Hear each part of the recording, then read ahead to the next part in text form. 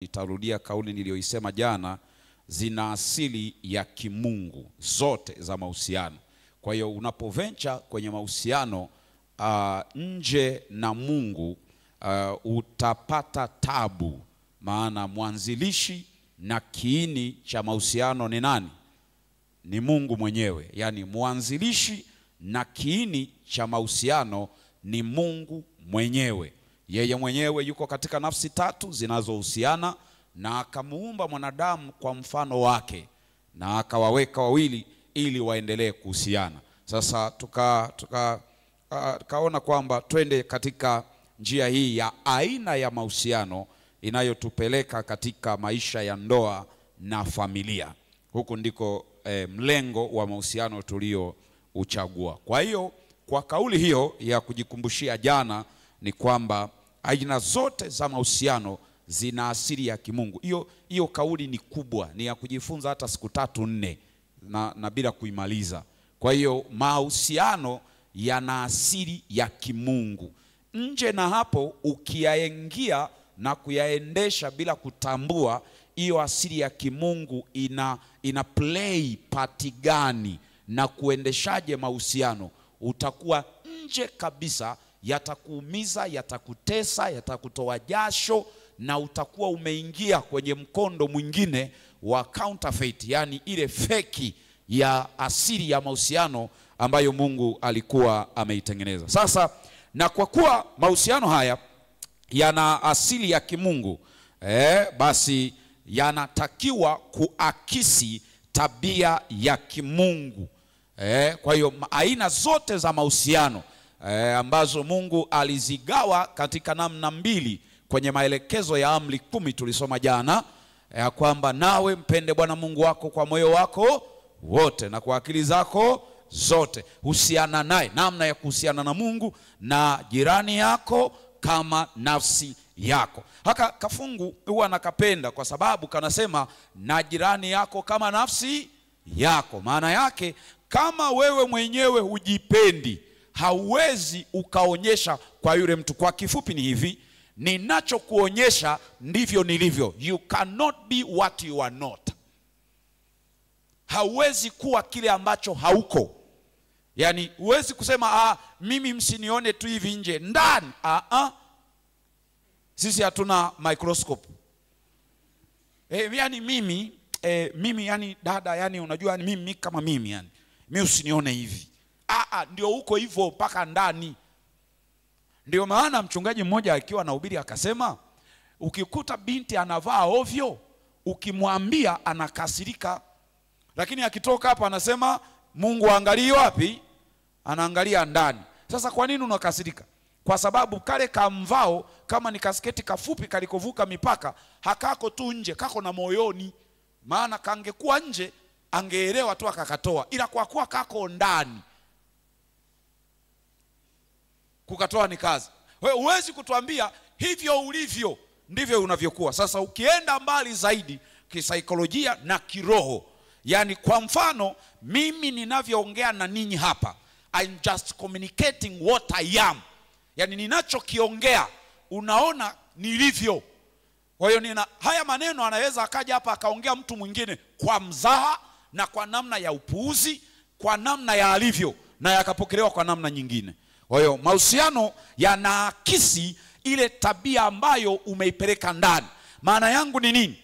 Ikiwa utaingia kwenye mahusiano na kijana au mvulana na akaonyesha tabia fulani, indicators fulani, ni labda tu shetani awe amefunika ufahamu wako kwa infatuation za kutosha, hata kuona hizi red flags, hizi indicators, ndipo utaona ni mambo ya kawaida. Tutajifunza huko mbele na namna ambavyo akili zetu zinaharibiwa, neno linalotumika hapo manipulated, kwa ajili ya mambo ya shetani. Sasa kuwa makini ya kwamba huyu mtu usiseme. Ndio maana maandiko yanasema msifungiwe nila na wasioamini, na ushauri wa wataalamu wa mahusiano wanasema sio hatukatazi, lakini tunashauri kwamba kila mtu aolewe na mtu wa imani yake. Bwana Yesu asifiwe. Olewa na mtu wa imani yako, kwa sababu wewe Mwadventista unaenda, au wewe ni Mkatoliki unaenda kuolewa na Mwadventista, Huyu Mwadventista, wewe Mungu wako kwa Wakatoliki unayemwamini ameshindwa kumconvert awe Mkatoliki, alafu wewe ndio unasema utambadilisha. Wewe na Mungu nani aliyemuumba?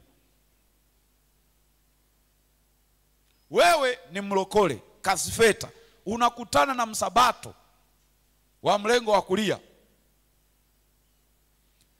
pambano kuliko hapa, na unasema atabadilika tu na maombi ya kufunga na kunena kwa lugha. Yaani Mungu kamshindwa, wewe umuweze. Sasa tuache kujitia moyo na kauli ambazo baadaye zinaleta majuto makubwa.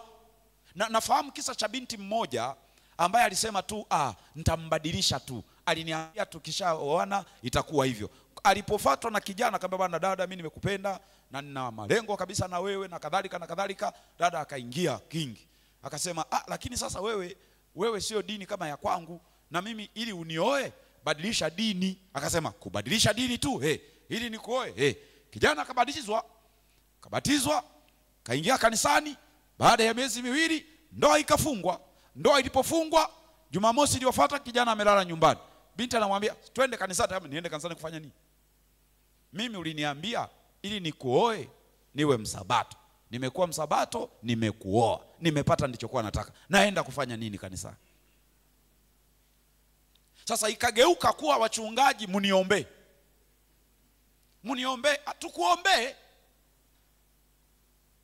Sasa hii pastor, tatizo la harambee za maombi, yani mtafaruku mkubwa unakuta ni mambo ndio harambee za maombi. Hamka kamanda wa Yesu, tuombe tuko hatarini, acha harambee. Tutafika huko baadaye, jina la Bwana lipewe sifa. Sasa jifunze kuona huyu mtu, ikiwa kuna tabia anazionyesha, jua kabisa ni za kimungu au ni za namna gani, kwa sababu mahusiano, yani huyu mtu anakushawishi compromise, mpuuzie mambo ya Mungu huyu mtu. Na wakati mahusiano yanaakisi tabia ya Mungu, sifa za kimungu, uaminifu, usafi, purity, ndio mahusiano ya Mungu yalivyo, hayana makando kando. Sasa ikiwa ya kwako hayana hizi sifa za kimungu, hayazionyeshi, nakupa pole. Yani haya iwe ni kwenye ndoa kwa walioana na kuolewa, na iwe ambao wanataka kuembark kwenye mahusiano, wanaotaka kuingia kwenye mahusiano, yanatakiwa yaonyeshe, na ndilo lengo. Maana Mungu alikutengeneza mwanadamu ili kusudi tuidhihirishe tabia yake. Sasa mahusiano yoyote au ukiona kuna tabia ambazo haziakisi, shuka kwenye hiyo gari mapema kabla haijaenda mbali. Shuka mapema kabla haijaenda mbali. Ninarudia hii kauli. Mahusiano yana asili ya kimungu na yanatakiwa kuakisi asili hiyo. Sasa maumivu mengi ninataka uchukue ili uweke akilini, siku ya Alhamisi tutaliona vizuri. Maumivu mengi ya kimahusiano tunayoyapitia, traumas, vidonda vya kihisia kwenye ubongo, vinatokana na mambo madogo tuliyoyapuuzia na vitu ambavyo tuliovaruku. Ndivyo baadaye, yani ukikaa vizuri ukatathmini, utagundua huu msongo ulionao, hiki kilio unachokipitia, ni mahali fulani ulicompromise, ni mahali fulani ulipuuzia ukaparuka. Na hili liko sana kwa vijana. Na sikizeni niwaambie, Ellen White ameandika kwenye kitabu, nimesahau kurasa gani, kitabu cha Message to Young People. Anasema shetani anapogundua nyie ni unmatched, hamuendani, atawasukuma na kuwaongezea mhemko wa kuwa pamoja, ili baadaye iwe rahisi kuwaangusha na kuingiza majaribu. Kwa hiyo utakuwa tu na infatuation, ile tamaa tu ya sasa hivi ya msukumo na kadhalika, ila kumbe sio yule mtu ambaye mnaendana naye. Kwa hiyo hapo mbele kwenye maisha mtakumbana na bamsi na mtakwaruzana, mtaumia. Ila sasa amekufunga na upofu wa shape, amekufunga na upofu wa ni kijana mrefu mweusi, ananyoa vizuri panki la kisabato, akisimama ana deep voice, akiongea, habari ya saizi, uko poa mama, mama umekula, Umeamka kama mtu. Haya yote unasema si baby si huyu hapa. Mungu anipe nini? Na hivi sasa vinakufunikia mambo mengine. Wataalamu wa mambo ya ndoa wanasema hivi, mtakapoingia kwenye ndoa ndani ya siku 90 ni tosha kwa maigizo. Baada ya hapa kila mtu anaanza kuishi uhalisia wake. Na hapa sasa ndipo utakutana na mtu asiyependa kuoga. Wewe ulikuwa unamuona tu hapa amekaa hapa, anaimbisha, yuko vizuri, amechomekea, amepiga pss, pss, pss, pss, pss, pss, pss, na kadhalika. Sasa unaenda kuwa naye. Nisikilizeni vizuri. Ni mazuri haya mahusiano, anatoka kwenye geto lake, unatoka kwenye la kwako. Mama na baba wanawatumia hela na kadhalika. Umekaa naye ndani na ukujua hizi tabia zilikuwa zimefunikwa, na wewe ukafunikwa na infatuation na ukaovaruku. Rafiki yangu, utalia kilio cha cheniso. Ndipo unakaa sasa unasema hivi, nilionaonaje huyu? Ndipo unaanza kuona sasa ana kisogo kama nyuma ya video. Ndipo yeye anasema hivi, hiki kisogo kweli nilikuwa wapi kuangalia? Na shetani, kwa kuwa mko kwenye mmeingia sasa kwenye trendi yake, ndipo shetani anaanza kuzumu, anasema angalia miguu hivi, hii miguu unaona wa kulia ni upi hapo? Ndipo anaanza kuyaweka, anapandikiza chuki. Ninazifahamu ndoa ambazo mke au mume akiwa nyumbani amenuna, ila akitoka anacheka. Akiingia nyumbani amejiroki. Yani ndio anaanza kuona changamoto. Walio kwenye familia wataelewa. Ndipo unaanza kuona sasa hata apike, utaona sasa huyu anapika si angepika maharage, kwa nini apike madaga? Chochote anachokifanya unakidefine negatively. Maana sasa ndio umefungua macho. Sasa ndio unaanza, shetani si anafanikisha mipango yake, ndio unaanza kuona sasa wasafi, unawaona sasa tena nje wengi. Ndio unaona sasa wanaojitambua, sema lakini sasa hivi yule nilimwachaje yule sasa? Hivi sasa yule ilikuwaje yule sasa? Lakini tayari uko kwenye pingu za maisha. Aliyeziita pingu sijui alikuwa na maana gani. Kwa hiyo kuwa makini na haya mambo, maana mahusiano yasipoakisi tabia ya Kristo, ninarudia hili, ni namna mbili tu. Yasipoakisi tabia ya Kristo, yanaakisi ya nani? Usiseme hamna upande wa katikati kwamba huyu unajua no. Yasipoakisi tabia ya Kristo, tabia ya kimungu, usafi, uaminifu, utakatifu, mengine yote hata ujipe moyo kwa namna gani. Nisikizeni rafiki zangu, kwenye hili sina namna ya kulipamba, liko hivyo na tulipokee hivyo. Mahusiano yako ulionayo kama hayafati na kuakisi tabia za kimungu, achana nayo. The sooner you accept it, the better. Usije ukatunza kilio cha baadaye. Maana kuna watu wamejitangulizia pasi za video, ameitanguliza mbele. Yani sasa hivi unaenjoy, kumbe umeipiga kwa mbele. Na tatizo haliondoki kwa kujiambia kwamba halipo. Hata Nyerere aliwasema hatuwezi tukatatua matatizo yetu kwa kuambia hayapo. Sasa wengi wanapopiga hiyo pasi wanajifanyia counter attack. Anakuja kukutana na lile tabia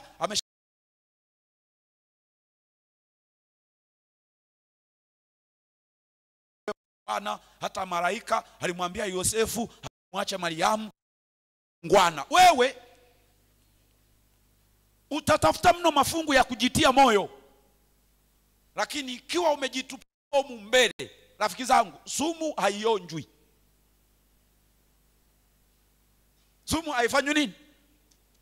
Kumbuka, hii ni nafasi ulionayo mara moja kwenye maisha yako yote. Hii ni nafasi ulionayo mara moja maisha yako yote, na Mungu ana mpango nayo. Maana ndiyo sehemu kati ya sehemu 4 za muhimu zinazo define maisha yako. Hii pia kama Mungu akitupa nafasi tutaiona. Sasa leo katika kila jambo tunatambua ya kwamba shetani na yeye analeta counterfeit na analeta feki zake, na kisha analeta namna na aina na mfumo wake ambao unalenga kumtoa mwanadamu. Yani kama Mungu ameanzisha mahusiano na kanuni zake na utaratibu wake, shetani na yeye analeta counterfeit yake ambayo anajua kabisa hii nikisha mdisalocate mwanadamu, nikamintroducea huu mfumo, ataingia hapa na atakaa kwangu mazima. Hakuridhika alipomuona Mungu ameanza na Adamu, amekaa nao.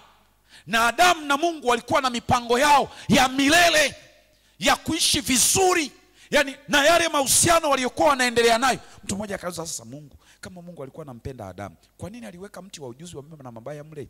Na mimi nikamwambia tujibu rahisi ambalo halihitaji dhana ya kitheolojia. Ni kwamba ule mti ulikuwa ni kipimo cha uaminifu, kwamba je, Adamu anaweza akaishi maisha yake yote kwa kumheshimu Mungu?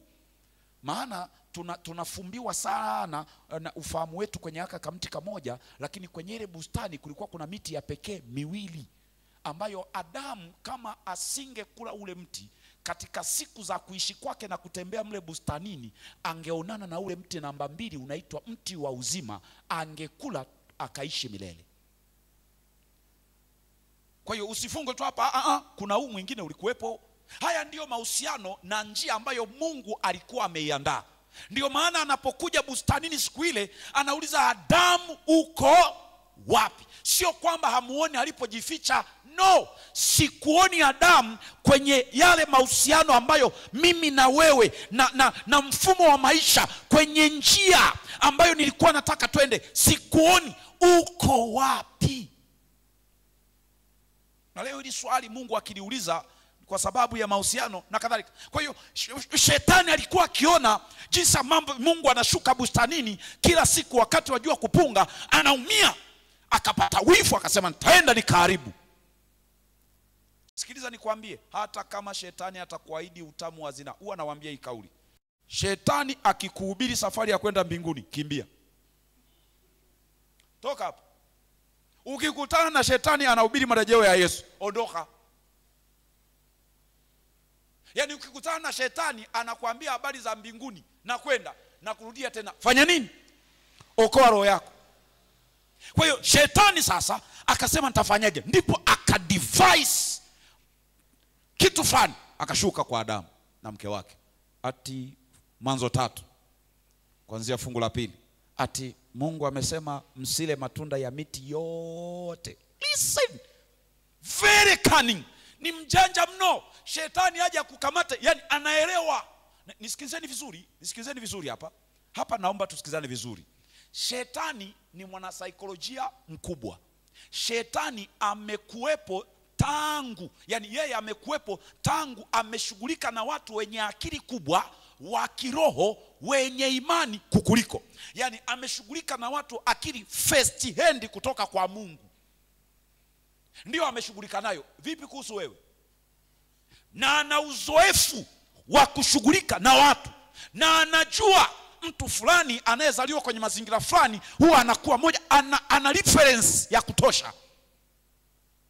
Ndiyo maana alipozaliwa Musa, shetani akatoa tamko, akampandishia Farao watoto wote miaka 3 kushuka chini wafanye nini? Alikuwa anatafutwa ni Musa. Same kwa Yesu. Hivyo Herode, watoto wote miaka kushuka chini wafanye nini? Wauawe. Tukifika huko Mungu atatusaidia tujifunze huko mbele. Sasa nisikilize, shetani anaelewa vizuri na anafahamu. Na kazi yake yeye ni kuja kukuvuruga katika pointi ambayo anajua huyu nikimmalizia hapa nimemaliza future yake.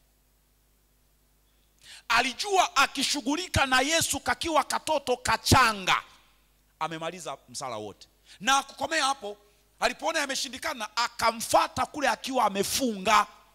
Akajua hapa nikimaliza mchezo nimemaliza kila kitu. Kwa hiyo ni kazi ya shetani kuangalia pointi zinazovuja kwenye maisha yako, na sehemu ambayo inavuja kwa vijana wengi, ambapo vijana wengi wameonyesha udhaifu na kufuata akili zao, ni kwenye mahusiano. Ndipo ambapo mianya mingi inatokea. ndipo ambapo wanapuuzia kwa urahisi, ndipo ambapo ni rahisi kwenda astray, ni rahisi mno, ili aivuruge ndoa, ili akuharibie future, ili akuharibie mfumo na ramani ya maisha yako na mahusiano yako na Mungu. Hapa kwenye mahusiano ndipo kuna mianya mingi, na utagundua leo. Hata kuna mtu mmoja akasema hii nchi naishangaa sana. Basi nchi ambayo redio zake na vyombo vya habari tangu asubuhi wanajadili mpira, jioni wanajadili magazeti, ikifika usiku wanajadili usiku mapenzi mpaka asubuhi, vyombo vya televisheni, kwenye taifa ambalo lina changamoto ya ajira, vijana hawana elimu na kadhalika. Angalia vyombo vya habari vingi mpaka asubuhi mapenzi ndio wanayojadili. Tutafika wapi? Na shetani na mawakala wake wa kidunia, wa kibinadamu, wameinvest katika mahusiano kwa namna zake.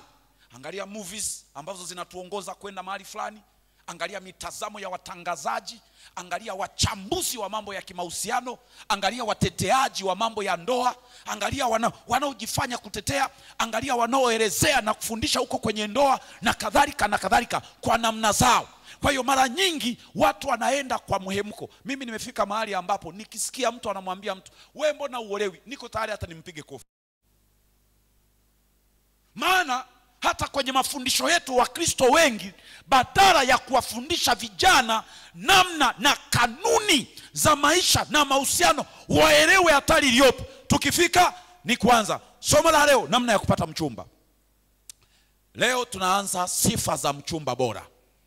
Sifa ya kwanza, awe mcha Mungu. Andika, awe mcha Mungu, awe mcha Mungu. Fungua hapo kitabu cha Waebrania.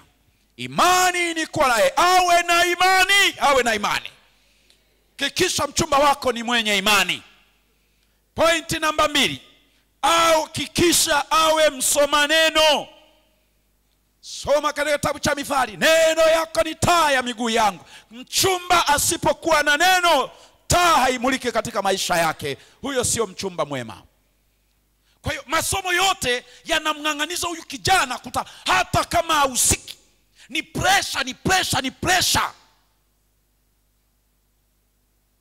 Badala ya kumwambia uko kwenye pointi ambayo one mistake is not one goal, ni umepoteza. Kwa hiyo katika mahusiano haya ndipo kuna mianya mingi. Kuwa makini. Ellen White ameandika, kesho nitazileta hizo nukuu, anasema vijana wengi kwenye message letter to young lovers, ndio ameandika hii. Vijana wengi wameonyesha ukomavu na akili katika kupashu, kupata masomo, professionals, wamepata degree, lakini wameonyesha udhaifu mkubwa ilipofika swala la kuchagua mwenzi.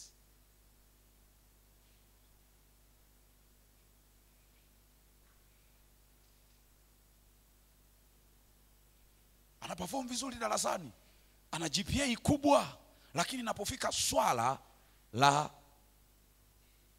anaonyesha udhaifu mkubwa ajabu. Sasa hiyo Mwanzo sura ya 3 inatuvisa twa maana 2. Shetani alipoenda akamwambia, sikiliza kauli ya shetani, ati Mungu amesema msile matunda yote. Sikiliza hii kauli vizuri. Sikiliza shetani anapokuja kutafuta loophole na kuharibu kanuni hii ya mahusiano na Mungu, anamwambia hivi, lugha nyepesi. Shetani lugha nyepesi ya hiyo kauli ni hii hapa. Ni kwamba shetani anamwambia Adamu hivi, sikiliza kauli, eti Mungu amesema msile miti yote ya bustani. Mungu aliwaambia wasile miti yote. Unajua maana yake hiyo kauli? Siku zote kazi ya ibilisi ni kuonyesha kile ambacho Mungu amesema hapana, anakizumu kionekane ndiyo chote.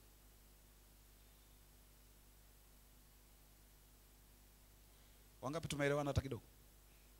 Hujaelewa wale Wakristo wanaotoa zaka na sadaka. Unaona zaka inavyokuwa kubwa? Yaani unaona kabisa nikitoa hapa mshahara umeisha. Watu wa zaka mpo na tutakuwa tunaelewana vizuri. Ni uzoefu ambao kila mtu wa zaka lazima ana experience.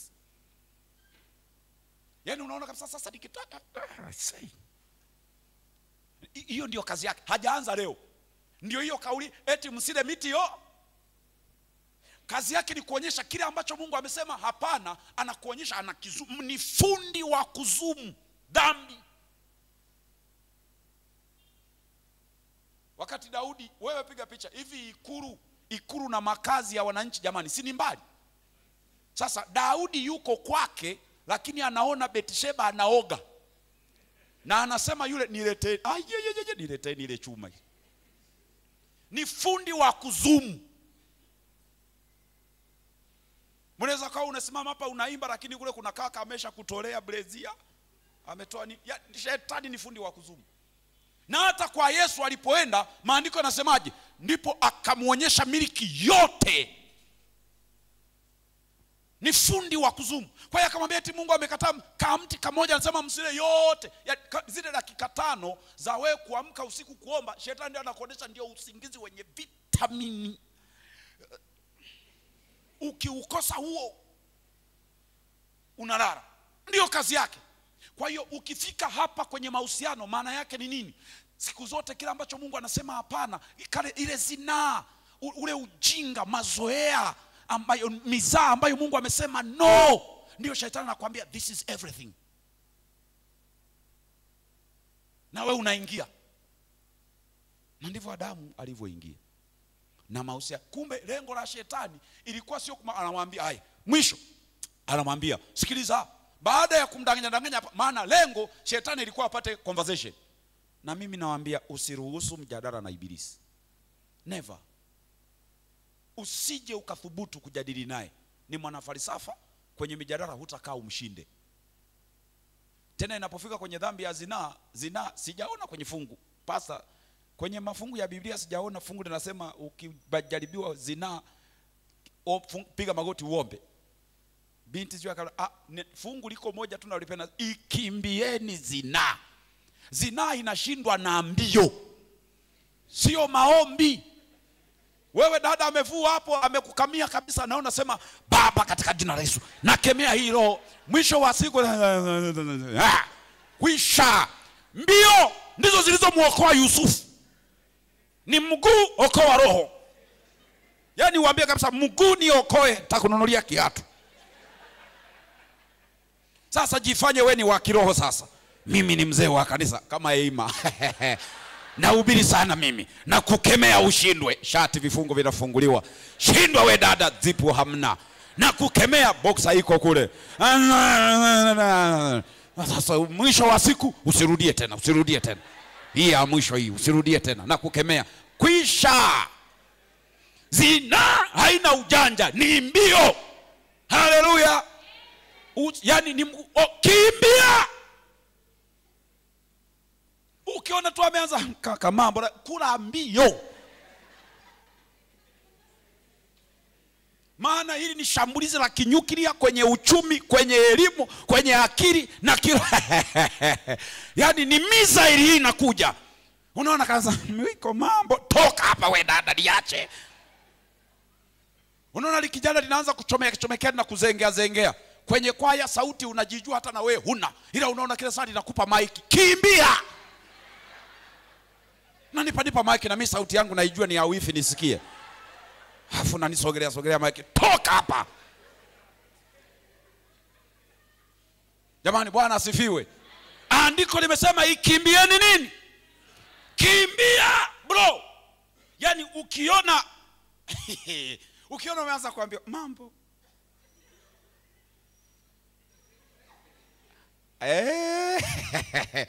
ukiona hivi eti hapa blaza umeisha. Wewe tunatangaza msiba. I'm telling you. Kimbia. Alichokosea hawa ni kukubali mazungumzo na kitu ambacho ni fact. Yani usikubali kanuni za Mungu hazijadiliwi. Hivi nimeeleweka vizuri? Kanuni za Mungu akisema usizini, hakuna mjadala. Hakuna udhuru wa kutenda dhambi. Haupo. Eti kwamba sasa ilikuwa hivi, no thank you. Nimwambia katika utangulizi nitasema tu ukweli. Maana hakuna njia mbadala. Hakuna udhuru wa kutenda dhambi. Mwisho. kwa leo katika utangulizi huu, wengine tutayaona kesho. Shetani anamwahidi Adamu na mke wake, ukila utafanana na nani? Kwa maana mkila Mungu anajua mtafanana naye. Yaani angalia idharau. Unajua ukiwa umefunikwa na haya mapenzi, kila siku usiku ni simu tu. Aro, niambie mama, niambie. Poa tu, niambie. Fresh, niambie mama. Poa, niambie. Unyama, niambie mama. Uko fresh, niko fresh, niambie. Yaani kama majinga. Sasa niambie. Hamna maneno ya kuongea. Paka saa 4 usiku niambie, yaone. Na ukiona alivyoseviwa kwenye simu, kadada kamewapanga kama yani ni kama wizara, financial department, educational department, emergency department.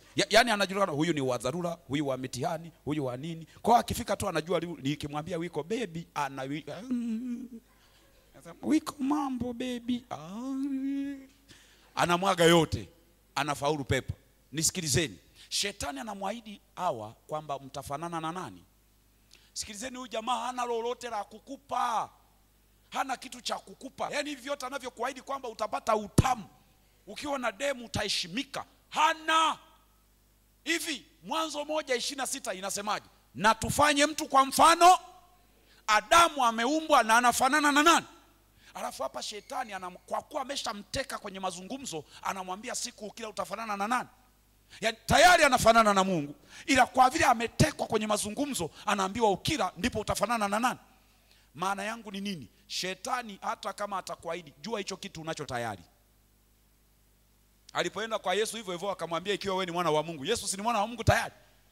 Yani shetani huwa anakuahidi kitu ambacho unacho. Ukiona na kujaribu kwamba fanya hivi ndio utapata hiki, fanya hivi utapata hiki, tambua hicho kitu tayari Mungu alishakupa, unacho.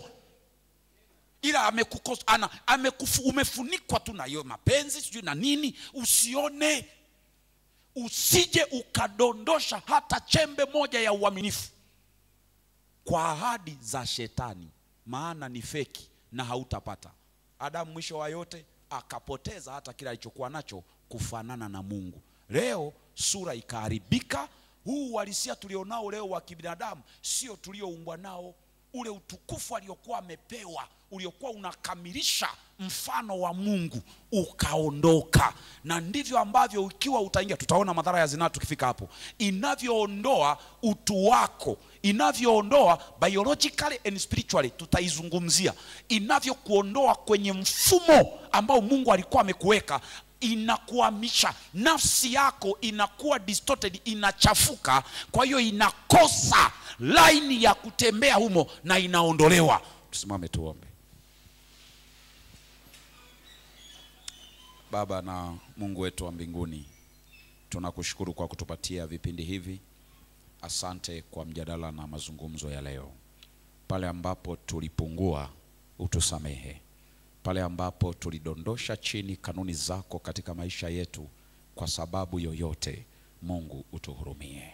Na wale ambao tumejikuta katika mahusiano haya bila kujua au kwa kujua, kwa kupuuzia na kadhalika, kwa namna yoyote, Mungu wa mbinguni, tuhurumie na utusamehe na utupe nafasi na ujasiri wa kuanza upya na wewe.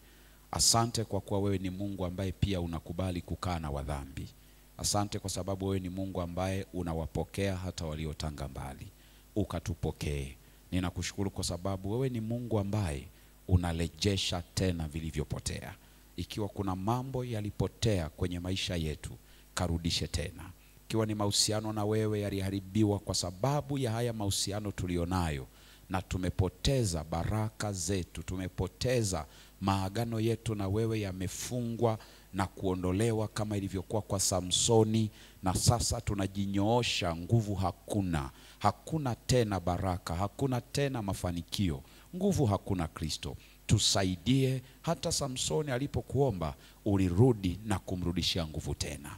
Mungu, ikiwa mahusiano haya yametuchafua kwa namna fulani, tumeenda mbali na wewe, tumeanguka dhambini, tupe nguvu ya kudhamiria kusimama kwa uaminifu tena, hata kama itagharimu maisha yetu, itagharimu heshima, itagharimu, lakini ikiwa ni kuwa uaminifu kwako Mungu wa mbinguni, utusaidie. Wengine ni wanandoa wako hapa Kristo, huenda ni makosa yaliyofanyika huko nyuma na leo wanayajutia. Ninakuomba Mungu wa mbinguni, wewe ubadilishaye, wewe uumbaye upya, ukawatengeneze tena, uwapatie nafasi ya kuendana wao kwa wao. Funua hali ya kiroho katika maisha yao, na wewe mwenyewe ukawatengeneze kila mmoja kufaa kwa mwenzake. Waonyeshe wema wako katika familia zao. Ni kwa jina la Yesu Kristo tumeomba na kuamini. Amen.